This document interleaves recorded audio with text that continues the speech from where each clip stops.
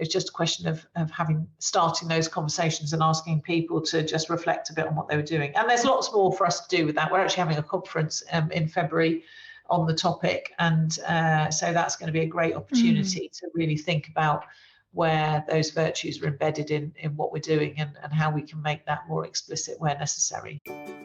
Welcome to the Independent School Podcast. Thinking and acting strategically is the key to both securing the future of your school and helping to build a more equal and just world. My name's Juliette Corbett. I'm a consultant, speaker and facilitator specialising in helping independent schools. In this podcast, I translate tried and tested strategy and fundraising techniques into a language that works for schools. So if you're a senior leader in a private school and you want your daily work to feel less exhausting and more strategic, and if you want to once more feel the joy of making the world a better place through education, then you're in the right place. Welcome, and let's get started on this week's episode. Hello and welcome to this week's episode. So I'm really thrilled this week to be rejoined by a friend of the podcast. Louise Simpson, head of Exeter School, is joining us today to talk us through the experience that she's had in developing strategy within Exeter School. And we're going to do this a little bit like a case study, basically, talking through various different decisions that they made about how they were going to develop and then start to implement their strategy. And I'm inviting Louise to also reflect on what she might do differently next time. So Louise Simpson became head of Exeter School in September 2020, having previously been head at St Paul's School in Sao Paulo, Brazil, and also at Bromley High School, part of the Girls' Day School Trust family. Prior to that, she was senior deputy head at Brighton College, working under both Sir Anthony Selden and then Richard Cairns. So she has extensive experience of independent school leadership, and that became very apparent when she joined us as a guest on this podcast back in July 2021, where she shared with us her experience of returning to lead a UK school in the midst of a global pandemic. So this time we dive into what they've been up to at Exeter School since then in terms of strategy development. So we discuss the process that they've been using to redefine their purpose and to realign the strategic priorities which they're really focusing on, all whilst bringing their school community on a journey with them. So we talk about how they involved stakeholders, the time frame that they used for their strategy development process, the documents that now make up their school strategy, and how they stay agile. So they have a consistent vision and purpose, but they're able to be taking opportunities as they arise and adjusting as they learn things over time. So many people have told me that this podcast helps them, which is great because helping people is why I create these weekly episodes. And I also hear from lots of people who need a bit more support. For those schools, I facilitate strategy away days for governors and leadership teams. I guide heads and chairs of governors through the creation and implementation of new strategic plans. And I lead regular one-to-one strategy advice calls with heads and directors of development. And the best part of my job is hearing from the people I work with that they're clearer about what to prioritise day to day, they're better able to lead change in their schools, and they feel happier and more confident that they're making good strategic decisions. So anytime that you feel like you need a bit of extra help, just drop me a message so we can chat. You'll find my contact details at www.consultjuliette.co.uk. Hello, Louise, and welcome back to the Independent School Podcast. Wonderful to have you back here with us. Hello, Julia, and it's great to be here. Thank you for inviting me. You're very welcome. Now, we spoke a little while ago about the route that you'd taken as you were coming into Exeter School during the middle of the pandemic, thinking about the direction that you wanted to take the school in terms of strategic vision and unique selling points and so on. And what we're going to do on this episode is get a little bit of a catch up with you on how things have gone and a bit of a case study, if you like, into the strategy development process that you've been applying within the last couple of years or last year or so. And what I'd love to start with is ask you about the ways that you involved stakeholders, because we know it's so important that the stakeholders within our school communities are involved in our strategy development, but there are pros and cons to the level of involvement, aren't there? What was the journey that you took and how did you find it went? Yeah, well, obviously, as a new head, inevitably there's a lack of institutional knowledge, and so actually the whole process of involving other people means you learn a lot about the institution in the process, and I really enjoyed doing that. So it was an opportunity to listen to people, to talk to those who had a particular interest, and to see where we were aligned in our thinking. So we went through a whole host of different activities. We used surveys for pupils and for parents. We also used a survey for staff, and then we used some workshopping with our governors and also with our staff. We had an inset day where we connected all the staff together in different groups in order to look at some of the decisions that had already been made, actually sort of on the journey with governors. We had a strategy away day with governors and the leadership team, so we had a really broad range of connecting opportunities. And we also had, interestingly, one of the things that came out of our strategy was our character education philosophy, and so we also had a parental forum group who looked specifically at that and some other aspects that came from the strategic review as well. So that was really useful. So a smaller group that was more like a kind of a focus group, if you like. So yeah, a whole range of them. They didn't always agree with each other or with us, and that's inevitable. And I think you have to have an open mind to that.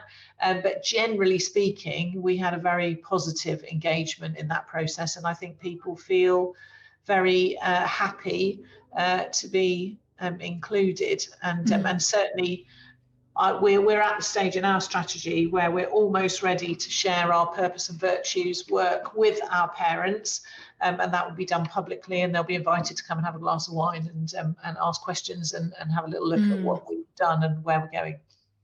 Fantastic. Actually, I was going to ask you that question, did they all agree? So it's almost inevitable that you're going to have a different set of views. And that's good, because it strengthens your resolve to stick to what you were doing, but no, you need to communicate it in a different way, or it strengthens the strategy because it actually genuinely influences the direction that you're going to be taking. Did you have any sticky moments where you felt you're going to have to kind of lay down the law at this point and say really clearly, this is what we're doing, and kind of really take that leadership role to take a handle on those different views that were coming up in the involvement stage? Not with respect to our overarching vision and purpose. I think people could see the sense of that. I mean, it aligned really quite well with what the school was doing. It just couched it in slightly different terms, and gave us a vocabulary and a terminology, a set of kind of a structure, if you like, with which to hang it. So that we didn't have issues with. I think what has come out of that is that there are inevitably going to be some structural changes in school, and some of that hasn't yet been completely decided on, and therefore not yet completely shared. And there has been a little bit of pushback on that. And so we had to sort of stop and wait and let things settle for a little while, and then come back to those ideas with those particular stakeholder groups. So there was a little bit of, well, as an example, when I first got here, we had an engagement with our alumni around our houses and what the houses are called, and about how pastoral care was delivered on the back of Black Lives Matter and what had happened at Colston's in Bristol. And that, we realised that it was too soon to be having those kind of conversations. So we kind of parked it and then decided to come back to that at a later date. Yeah, and I think that's one of the areas that's really important, isn't it? Is understanding that speed is not always good within a strategy development process. There are times when it makes sense to pause things, to take time to reflect, and actually any pressures from outside or from governors to get a strategy in place quickly can actually be quite counterproductive sometimes, can't they? Yeah, I would agree with that, and I think as a school we haven't had much in the way of strategic change for a long time. So you have to take the measure of the school. There are certain schools I've worked in which have been working at a dynamic pace and super quickly, and where it doesn't go outside what's normal to do that kind of thing quite quickly. But at this school, it hadn't been done for some time. I think the last time was about 5 years ago. And so it was important to take the measure of the temperature of the school. You want people to come with you, and the last thing you want is for them to be prickly and difficult, because it's not how we do it here, kind of thing. So you have to take your moment. Yeah, exactly. So you mentioned character education, and that being one of the things that your strategy, the purpose that your strategy all kind of flows from. Tell us a little bit more about character education. Yeah, so character education is a philosophy, if you like. The approach that we have is really rooted in virtue ethics from Aristotle's teachings in ancient Greece. And it's a way of thinking about how to develop the whole child around a series of virtues that are intellectual, moral, oh my goodness, I keep forgetting. Intellectual virtues, moral virtues, performance virtues, and civic virtues. There we go, there's the 4 strands. And then how those kind of connect together to create good people. So it's got a really philosophical and theoretical background, and it's quite a fascinating way of thinking about how we develop our young people, both in and out of the classroom. And we've adopted that whole scale now. We now have an assistant head who's responsible for character in our school, and our purpose is very much based upon the virtues that come from that framework. So it's really exciting and a good way of being really explicit about why we do particular things and why we expect the children to act in a particular way, and take advantage of all the various things that they do, not just in the classroom but elsewhere. Yeah. And I remember in some of those workshops with the governors, the leaders and the staff, actually, that it was really a natural step, wasn't it? Once people had understood what we were talking about, what character education is, these different strands for the character virtues, and they kind of were hanging what they are currently doing and their current values and work into this, kind of placing it in this framework. I think it was sort of a revelation, almost like, oh, okay, this gives us a structure to say yes to some things, to say no to others, to think about activity, to think about behaviour and kind of the way that people are interacting within the school community. It seemed to really click with people, didn't it? Yeah, it did. And I think that made, I suppose we were basically showing what was in plain sight, and it's just a question of starting those conversations and asking people to just reflect a bit on what they were doing. And there's lots more for us to do with that. We're actually having a conference in February on the topic, and so that's going to be a great opportunity to really think about where those virtues are embedded in what we're doing, and how we can make that more explicit where necessary. Yeah. One of the other things that I know we've talked about in the past, and many schools think about, is the USP that you have, so the unique selling point. And although this stems from a marketing sphere, this is actually integral to school strategy, isn't it? So having identified character education as being your USP, did that solve the problem of uniqueness, or did you feel there were other areas where actually you needed to articulate what Exeter School's interpretation of character education was to make it really unique? No, I think character education is, being a school of character, if you like, is pretty unusual, and saying that that's what we are is very unusual. We have a number of things that make us a unique offer in our region. One of them is being a day school, which most of our local schools are not. So that already sets us apart a little bit from schools locally. But I think it was just nice to be able to give a name to something that everyone could easily describe happening in the school anyway. So it's, as I say, it's what's hiding in plain sight, isn't it? Yeah, exactly. And when you can find that and articulate it and with clarity, that seems to unlock the kind of the direction around purpose and values and so on within a school.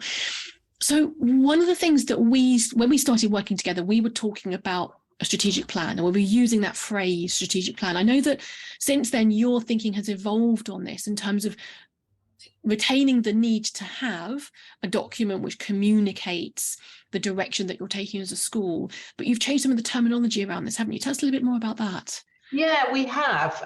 So we use the term purpose and virtues, and I think that kind of came at my last school. We were just about embarking on a purpose project when along came COVID, and that kind of put it all back on the back burner for a while. And so I suppose when we started talking about doing something here, in my mind, it was always, what is our purpose? It's not just about,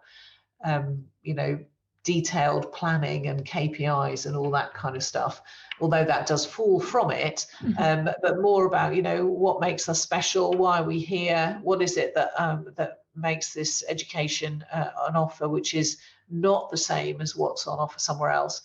And why are we here? Well, we're here to educate, aren't we? And we're here to educate for the full child. So that, to me, really feels like that's what should lie at the heart of whatever are our long-term planning strategic aims, is the purpose and the reason for being here. So it really comes back to those grassroots and to those real sort of fundamentals. Yes, it sets what I would often call the vision, but that term often includes, a mission, a set of values, a reason the world is better that your school exists. So the purpose of what you're trying to do in terms of the young people being then transformed and going out and making a difference in the world. And I think in a way that's much more helpful than the term strategic plan, because there is often a confusion between strategy and planning, isn't there? And so to call something a strategic plan, it kind of conflates the two in potentially an unhelpful way. And so strategy is about the big picture decisions around the general direction that you're taking.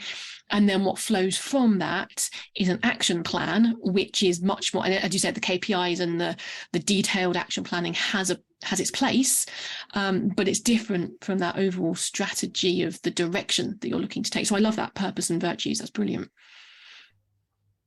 I wonder whether you've evolved your thinking around how that purpose and values document then cascades down into more of an action planning process that your departments are taking on an annual basis. So what documents do you have that flow down from that purpose and virtues document? Yeah, so our purpose and virtues has got two incarnations.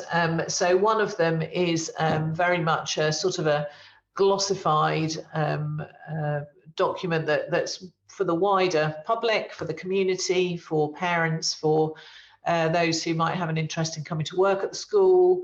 It's a very sort of top level document, and that's very much about why character education is really important, and why we believe in the virtue ethics approach and that philosophy that sits below it. We've then got one that's a more detailed version of that, into which goes some concrete actions. And some, so that's a kind of an internal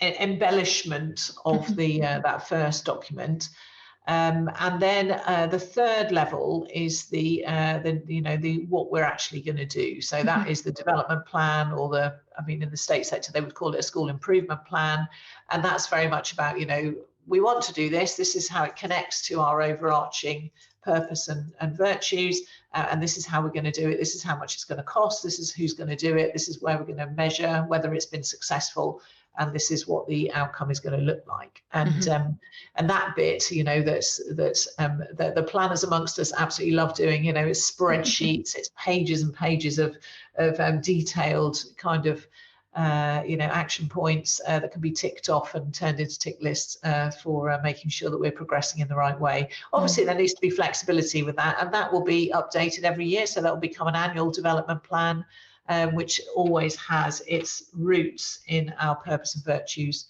document that sits well above it.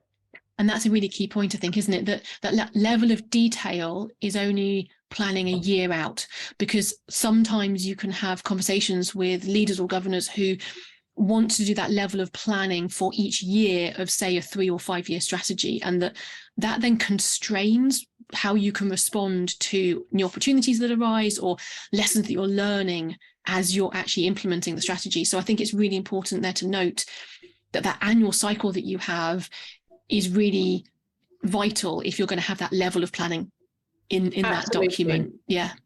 Absolutely. And just as an example, here in our school, when I'd been here for a very short period of time, we were approached with respect to carrying out a merger with a pre-prep school, which we've now bought and which is now part of our Exeter School family.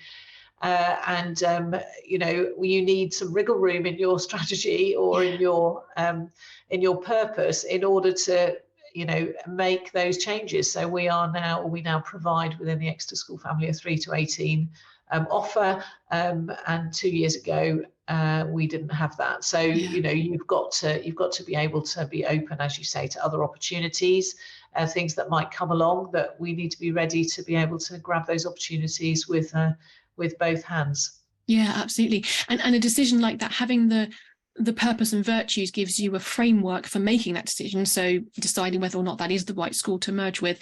But it's important to recognise that a decision of that scale, a strategic decision of that scale to do a merger, takes a huge amount of leadership time away from what you might have been planning to do in that upcoming academic year. And so having the flexibility to actually then say that there are some things that you had been planning to do which are going to be strategically, purposefully delayed or shifted entirely, and have a different incarnation when they come back on the plan. But having leadership, having the flexibility to say no is really important, isn't it? Because there are loads of good ideas that might fit the strategy, but you still have to be selective about which ones you're going to do this year. Absolutely. And I've worked with some inspiring leaders, and many of them brought all kinds of ridiculous ideas to the table, which you knew were never going to go anywhere. But you have to have those ridiculous ideas in order for the right ones to float to the surface. So exactly. And that's very exciting to work with people who are like that and who bring lots of opportunities. So, and you've got to be ready to grab them, haven't you? And as you say, you can evaluate them against your purpose and decide whether they're right for the school or not. Yeah, absolutely. So you mentioned KPIs. I assume those KPIs sit in that annual development plan. Have you found it easy to develop those KPIs? Is it something? Well, interestingly, we haven't got to that bit yet. Okay. So ask me again in a couple of months' time, and I might be able to tell you. We did KPIs at my last school. We had an annual development plan that flowed quite well from so very similar process. And we'd created a framework to do that. And I think the KPIs became, unfortunately, a bit of a monster, and I'm not sure that they were very helpful. So I think I would be a little bit more cynical, perhaps, about how many and how well they're kind of, followed. I think it's important to be able to evaluate how well we're doing against an overarching structure, whether it needs to be quite that precise or not. I don't know. We're not making widgets, are we? And so schools are not the kind of place where you produce a very measurable output sometimes. So I think you need to be a little bit careful about that. Yeah, exactly. Not everything that matters can be measured, and I think as well, you're right that the KPIs are there for two purposes. The KPIs are there for governors and senior leaders to be able to check that you're on track, and that's good, but you don't need many, and they should be quite broadly measured so that you've got some flexibility in there. But KPIs are also there sometimes to encourage the types of behaviours that you're looking for within teams. And so those are very different kind of KPIs. Those are almost like action-based KPIs of, for example, how many prospect meetings your director of development is having, as opposed to what target income they're bringing in this year, for example. So making sure that the KPIs are actually looking to create the behaviour that you're looking for, not to act as a behemoth, scary looking set of statistics that needs to be prepared and then delivered to governors on a regular basis, that actually detracts from what it is you're trying to do. So it is a balance. It definitely is a balance between the two. And I wonder about how then below your annual development plan, which is pretty detailed by the sound of it, but I wonder whether you also have departmental development plans. So the individual academic and non-academic departments, and do they create those themselves so there's a sense of ownership that they delivering? Yeah, they do. The ones that they use at the moment flow from our previous development plan process, but they're very good about that actually. And myself and our deputy head academic meet with them, the heads of departments, once a year, and we review how they're doing, and we look at their departmental development plan as well as other measures like exam results and that kind of thing. So yes, and so what will happen in the future is that their new annual process of evaluating themselves will be against the new purpose and virtues work, and we will create some kind of appropriate level annual development plan for them so that it connects through to our overarching vision. So yeah, it's a step-by-step process as well, isn't it? Especially if you're leading a school community from fairly light touch strategy development and implementation. At least the language has not necessarily been used much in your community before. It takes time to develop that top level strategic plan and then to cascade it all the way down into departmental plans. This is one of the reasons why you can't rush this process, because it is an iterative process. Each year gets closer and closer to a kind of a best practice you might have had in mind at the beginning, but you can't get there in 1 year, can you? I don't think. No, exactly. And, and people change, and stakeholders change their views, and, the environment changes. So there's a whole range of things that can mean that what you might have thought was a really fixed idea at the beginning changes completely. So, I think it's really important to be agile and to have that flexibility in what you're doing and the people that you're using and connecting with in order to be able to bring that, to fruition. Yeah, absolutely. And I think it's really interesting, the word agile that you mentioned there. When you talk about agile strategy in the wider for-profit sector, often people talk about taking advantage of external opportunities as they arise, but also this concept of strategy as learning, and the idea that actually, as complex groups of humans who have created our own culture within our school, we're not going to be able to plan out in advance in beautiful detail a strategy and then implement it. There's always a learning process that occurs as people start to implement something, understand what is working, what isn't working, what needs to be tweaked, and then a constant adjustment process of looking for what's working and doing more of that, and then adjusting the things that perhaps aren't quite landing the way you'd wanted them to. But it is a learning process. And you think in schools we would be able to do that. You would hope, wouldn't you? But sadly, I've worked with quite a few people that think they're the finished product, and there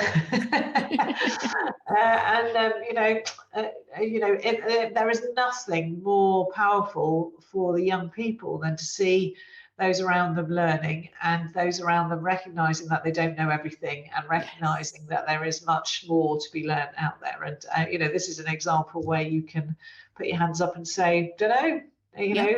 Help me here. I don't know whether I know it in the right way, or I don't know whether it will sit in the right way, or I don't know whether it will, bring the outcomes that we're looking for. But let's give it a go and take a risk and hopefully learn something in the process. It's a demonstration of that growth mindset that we're always talking about with young people. And absolutely. And we're not there yet. We're not there yet, indeed. And also, I think mapping it onto what science teachers would be very familiar with, talking about strategy as a hypothesis, the idea that you put together a hypothesis of the way you think your school works or your culture works, or the outcomes you think are going to result from the certain actions you're taking. But then your strategy implementation is a way of testing, was your hypothesis right or wrong? Yeah. And in science, we're very open to the idea, okay, our hypothesis was wrong, let's tweak it, adapt it, redo the experiment, see if that works.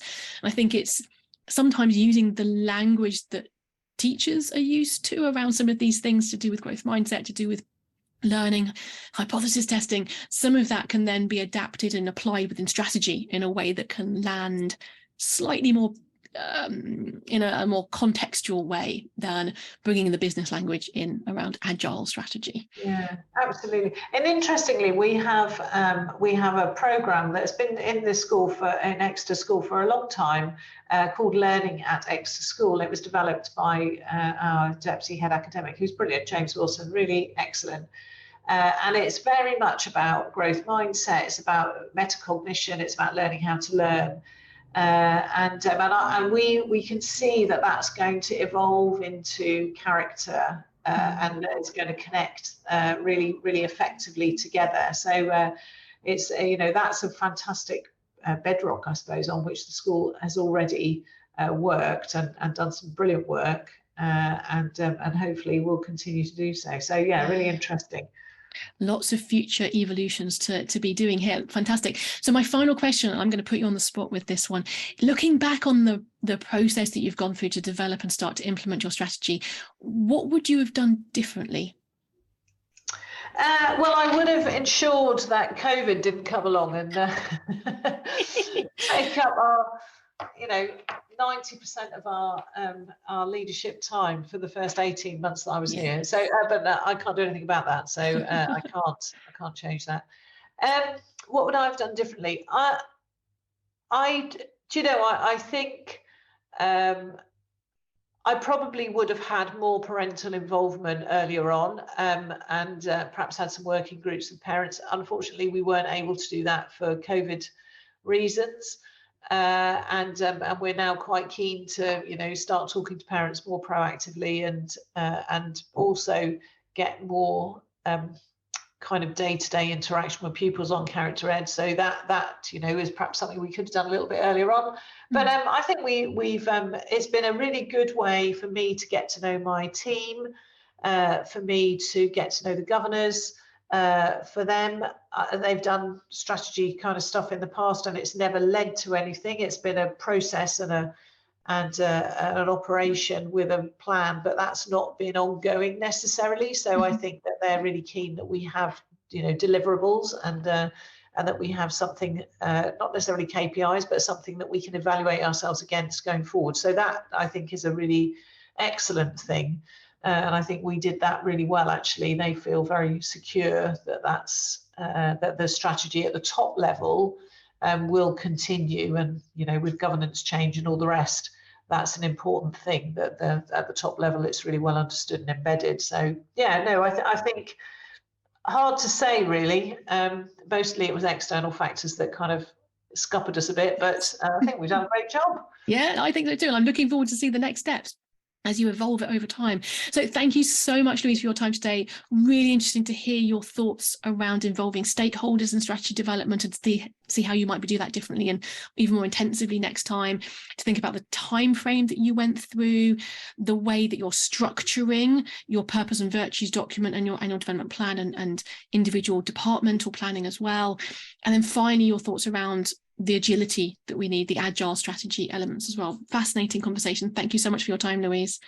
Well, and thank you, Julia. And one thing I didn't say was, we're very grateful that you have supported us and facilitated us through this purpose project, because it's not something that you can do without the right person that you can connect with and work with and who you trust and who really understands you. So you've made a real difference as well. So it's been really helpful. And we've really enjoyed working with you, and we'll continue to do so, I'm sure. So thank you. Thank you, Louise. I'm glad there isn't video here because I'm now blushing. So thank you so much indeed for your comments. And it's been a pleasure to work with you as well as a school community. So wonderful. And I'm sure at some point in the next 18 months to 2 years, we might have you back on the podcast and hear about your next exciting steps. Thank you for your time today, Louise. Thanks very much. Bye-bye. Thanks for listening to the Independent School Podcast, the podcast that helps senior leaders in private schools to think and act more strategically, both because they want to secure the future of their school and because they want to help build a more equal and just world. You can listen in everywhere that podcasts are available. And if you want to catch up on previous episodes or follow any of the links that I've mentioned today, just head over to www.consultjuliet.co.uk/podcast.